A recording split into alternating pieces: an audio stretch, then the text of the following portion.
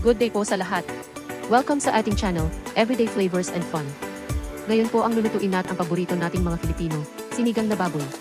Ito po ang ingredients ng ating sinigang na baboy, pork, talong, sitaw, okra, at saka talbos ng kamote. Syempre, hindi po mawawala ang kamatis, sibuyas, luya, sili and optional na po if gusto nyo lagyan ng tanglad.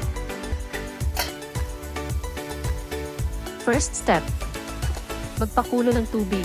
Ilagay ang kamatis, sibuyas, luya, sili at tanglad. Ako po mahilig sa herbs, so nilalagyan ko po siya. And ang pork meat. Pagkatapos pakuluin hanggang sa lumambot ang laman ng baboy.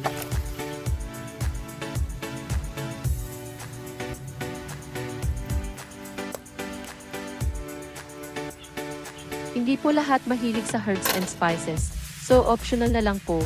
If gusto nyo lagyan, depende na po sa panlasa ninyo.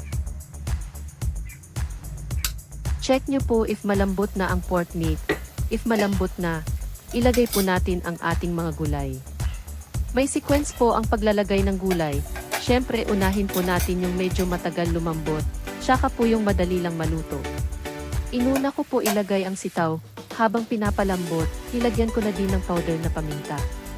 Siya nga po pala walang labanos, wala pong available na labanos sa mini market na binilhan ko ng rekado. Isunod po natin ang talong at ang ating pampaasin na sinigang mix.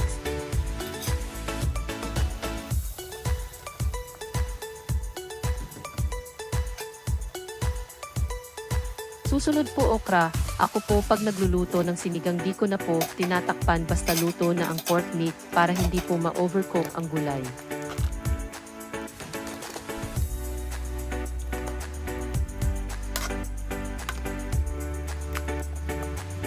Nilagyan ko na din po siya ng konting asin, at saka isusunod ko na din ang last na gulay, talbos ng kamote.